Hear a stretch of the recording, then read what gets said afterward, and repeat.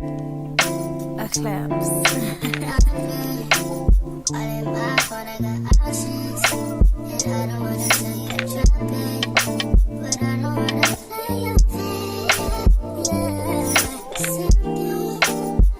What's poppin' booty meat? It's me, Keisha, aka Color Me Pynk, and I am here with this week's All Tea, All Shade Real Housewives of Salt Lake City Season 3, Episode 1 review. I drop videos Monday through Sunday. Everything that I say is for entertainment purposes only and not to be taken seriously, literally or figuratively, okay? If that works for you, then let's get into tonight's review. Yes, guys, we are back with Season 3 of Salt Lake City. So mad that Mary isn't here, but she will be missed. I love you, Mary. Mary for life. Want to let you guys know, though, that tomorrow, Thursday, I will be dropping a this or that video. It's a new series on my channel where we're going to debate which one we prefer. So tomorrow's episode will be this or that, Pepsi versus Coke, okay? I want to let you know that my favorite is going to probably shock you. And I want to debate down below in the comment section of that video, which one do you prefer, Pepsi or Coke? And we're going to continue this with different topics moving forward. And I'm dropping the Christian Siriano 2023 spring runway show. So if you're a fashionista like me, please tune in for the fashion show and to see what were my favorite looks from the collection. Okay, you guys, let's get into this episode. So the episode starts off with Season 1 confessionals. This when everybody was green and unprepared for what reality television would bring. So in their confessionals, we see Jen bragging about being a millionaire and all of this shit that she got when we find out later that she's a fraud and a thief. Then we see Lisa and Meredith talking about how they are besties and how close they are. And then we see Heather and Whitney talking about their relationship as cousins and how their bond is unbreakable. And now we see 3 seasons later that everything that they said in their confessional Season 1 has basically revealed itself and crumbled to the ground. Everybody's into it. Relationships are no longer the same. And Jen is going to jail. Going to the clinker. So after that, the episode literally starts with Lisa meeting with Heather, aka Meatloaf. And I would do anything for love, but I won't do that. You can't tell me that lady don't look like Meatloaf. Meredith and Jen meet up at the spa. They have reconciled. They're no longer fighting. They're tired of fighting with one another. I feel like this is, however, a friendship of convenience. I really honestly do. Because Meredith don't really fuck with Heather or Whitney. Mary is gone. So who else does she really have in this group outside of Jen? And if you're going to have anybody on your side, I guess it would be Jen, because Jen crazy and she'll pop off. But I don't really think they like each other for real at all. And we most definitely know that Lisa don't like Heather nor Whitney. It's mighty funny. You couldn't stand their asses, talked about them, but now all of a sudden that you and Meredith have fallen out, now you kicking it with basically women that you called yourself not even liking, and basically, especially when it came to Heather, acting like they were beneath you. So Jen asks Meredith how she feels after seeing and hearing Lisa's tirade last season. And she was just like, I'm still processing it all. It really truly hurts because I considered her one of my close friends and I never thought that she would talk like that about me and my family. So Jen says that she's throwing a birthday party for Coach Shaw. And that she is inviting Lisa and her husband, and she just wanted to make Meredith aware of this so it wouldn't be no surprise.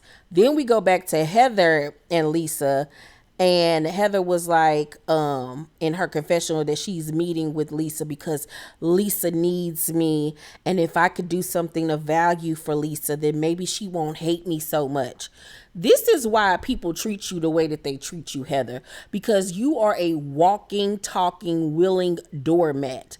Listen to the shit that comes out of your mouth. Maybe she won't hate me so much if I do something for her. Why do you want her to like you so much? Who the fuck is Elisa Barlow? Lady, if you don't get some self-esteem about yourself and say the hell with this bitch, like, girl. And she even said she had to be scraping at the bottom of the barrel to say that she needs me. So you calling yourself the bottom of the barrel. Like, her thought process and her self-esteem is so in the toilet, girl. And then you want to cry when people then dog you and talk about you. But look and listen to how you talk about yourself. So Lisa was like, I need your help with Meredith. And Heather was like, well, if you talk to her, these questions are going to come up. One being, is that how you really felt about her? And of course, Lisa was like, no, of course not. I didn't feel that way. I don't feel that way about her. Girl, yes, the fuck you did. And Heather even says to her face, girl, I 100% believe that you felt that way towards her. Girl, like, we're not about to play that game. So Meredith says to Jen that, she want to talk about me and my family, but I've heard rumors about her. And Jen was like, what rumors have you heard? Because she want the tea. She want the gossip. And Meredith was like, questions about her marriage, her business, and finances. And Jen was like, oh, girl, I've heard rumors too about Lisa having an affair. So everybody just having an affair over there. So we then see Whitney in this fantastic red leather ensemble in her confessional with her hair flipped. It was so cute. Loved it. Even though I can't stand Whitney, loved her confessional look. So she's at home with her family, her husband and one of her daughters, Bobby Rose, who looked just like her daddy. And her daughter is going through this boy crazy phase and writing a list about all the things she want her boyfriend to have and to do and to say. And Heather's, having fun with her going over the list. And I'm like, girl, look to your right because this is your future when it comes to Heather. Oh, God. I'm like, girl, you look like your daddy. That's all I'll say. Oh, Lord, that's all I'll say. That's all I'll say, Jesus. So they then go into Whitney and her husband's little private speakeasy room that's hidden behind this bookshelf, which I thought was so cute and cool. Loved that idea. So Whitney drops the bomb that she wants to leave the church because she no longer wants them to dictate how she lives her life and her belief system, and she doesn't want her daughter to feel like she's not good enough, and all of the stuff that goes along with the Mormon church. So Heather was like, I don't know if I would be able to do that. Like, her mother and her are already not speaking. It's already bad with Heather and her family. And she just doesn't want to be looked as like a bad person, like a bad daughter. And I'm like, it's crazy how religion can take a hold of your life and dictate certain things. And it's like, you already living a lifestyle that isn't Mormon. So what's the second step of denouncing yourself from the church you're gonna do when it's already bad? Like, what more do I don't understand it, because that church belief system is something else. Whitney even says that they visit your house. You got to make payments to them. They know wherever you go or you move and stuff. Like, that's crazy. That is like some cult like stuff, not even religious. It's just like, but I'm like, but y'all had the nerve to try to come after Mary and her church because y'all saw people shouting. It's a difference between a black church and a white church, but okay. So we then see Jen in her confessionals complaining about having to downsize. And I'm like, the delusions of grandeur when it comes to this woman. You literally got your ass on Beyonce's television and had the nerve to be complaining about having to downsize your home and your closet of stolen goods. what is wrong with you people? Like, what? So apparently she gonna throw Coach a Harlem Nights party because it's one of his favorite movies, and she's gonna have it at her friend's Angie's house. Now I don't know if Angie is one of the new friends of this show because I know it's 2 new girls this season. I think she is. So based off what I'm getting from this, it seems like she helped with the party financially as well as lending her home, and that Jen helped as well, but she didn't fully pay for everything based off some of the things that Jen was saying. So she then goes on to say in her confessional that she's the only defendant left in her case, and she don't know why the others took a plea deal because she's innocent. Oh God. This lady literally took her ass on TV and continued on lying. I don't even understand why you went through the rigmarole of sitting up here lying and acting like you were innocent and don't understand why everybody else did a plea deal. What was the point? You sitting up there using money on lawyers and all of this stuff when this could have been avoided. Like, you just wasting the court's time, people's time, your family's time. Like, what is going on with you? And I, at this point, want to know, did Coach Shaw know? Did he know? Did he have an inkling of what she was doing? I don't know, child. Do y'all think Coach Shaw knew? Do y'all think that he knew or had an inkling of what she was doing financially? Because when the reports came out a few weeks ago that I did a story on showing that Jen had multiple bank accounts and she had them not only in her name, but in her family members' names. So I'm just wondering, did he know any of this was going on? Or was she doing all of this behind his back? A part of me feels like he didn't know and that she was being deceitful and not telling him. I just want Coach Shaw to do better. He come on over here, Coach Shaw. I treat you right, goddammit, because you a nice looking little man. So Meredith and her husband Seth are at the crib putting up groceries, and Meredith says to Seth, basically, she want to talk about you not having a job and us not owning our house. But what does John Barlow do besides follow around her? I hear they own a distillery in Mexico. Have we ever seen them go to Mexico since we've been cool with them? Absolutely not. And baby, Bravo produces so shady. They show a whole montage of Lisa's husband literally following behind her and doing everything that she say do. But he talking about something, they run the tequila business together. It seems like she run it. It seems like she runs it. And you are an employee, not an owner. Child, I can't. But Meredith is engaging this season and I'm loving it. She said, I'm tired of you hoes playing with me and playing with my name. Y'all got me fucked to the up.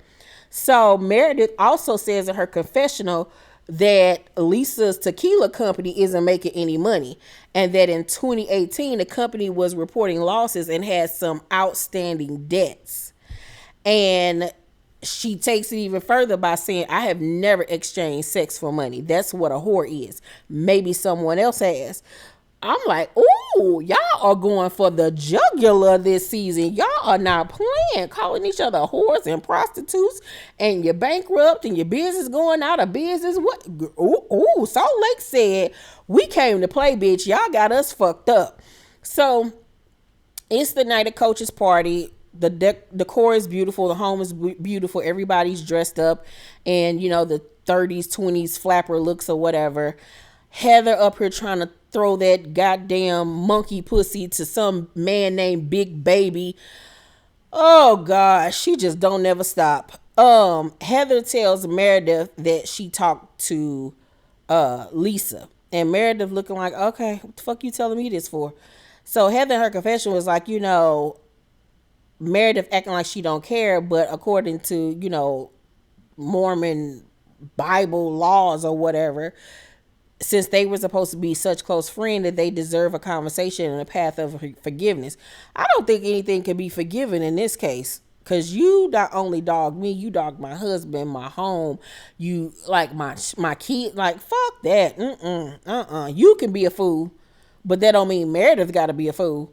So Jen gives this speech about, really wanting to throw Coach a party, basically because I might be going to jail. And everybody like, we love you, Jen. We got you, Jen. Da, da, da. I'm like, y'all sitting up here cheering for a goddamn convicted felon. And it's even weirder that she's sitting up here letting these people cheer for her and root for her and rally for her and pray for her, knowing what she did to these people. No soul at all, no accountability. Like, put her ass under the jail, because that bitch is crazy. So I love to see Coach stepping, however, with one of his fraternity brothers. I lived for that. So Seth and John talk, and they basically say, we're going to leave the beef between our wives. It ain't got nothing to do with that. But based off tonight's Watch What Happens Live, Lisa said that, her rift with Meredith has affected the guys. And obviously so, because you didn't just talk about that girl. You talked about her husband as well. So Heather was like out playing poker or whatever, or blackjack with Whitney at the table. And Big Baby come over with a cigar for her. And she was like, I was told not to inhale. Maybe you can teach me something different.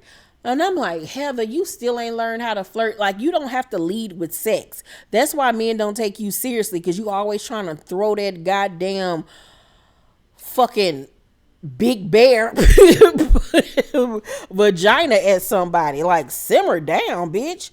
So Lisa then comes over and gives Meredith a hug and says that she wants to talk, but not there. And Meredith was like, okay. But she like, girl, you done had over a month to talk to me. Like, don't want to talk to me now because the camera's up. Like, we not going to do that. Also, I forgot to mention that Whitney suggests they take a little trip ahead of Jen's court case hearing. So they're going to end up going to Arizona. So we then see Lisa try to hug Seth and explain to him what happened, and says that she's sorry and she didn't mean any of it. She was just in a really bad place and nobody thinks to ask her how she's doing. And she started to cry, doing that fake cry that she do. But she was able to squeeze out a tear. Just one, literally. And she was like, I don't remember why I acted that way. I was hurting too. I've never said anything bad about Meredith to anybody in this group. Oh, the lies. And Seth even looking at her like, girl, do I look like I got boo-boo the food written on my forehead? He was like, okay. All right, talk to you later, girl. All right. And so Lisa goes over to her husband. Tells, I just want to leave. I just want to leave right now. I just want to go. And her and her big fur leave, child. Overall, I'm going to give tonight's episode of Salt Lake City, the season premiere, a B plus. I thought it was really good. I think this is going to be a very strong season. I can't wait to get to know the two new friends of the show. It's going to be a good one. I think this is really going to be a great season, and I'm super duper excited and happy about it. Let me know what you guys thought about tonight's episode down below in the comment section. Make sure to thumbs up this video, like and subscribe, and hit that notification bell button. I love you guys, and I'll see you on the next video. Bye.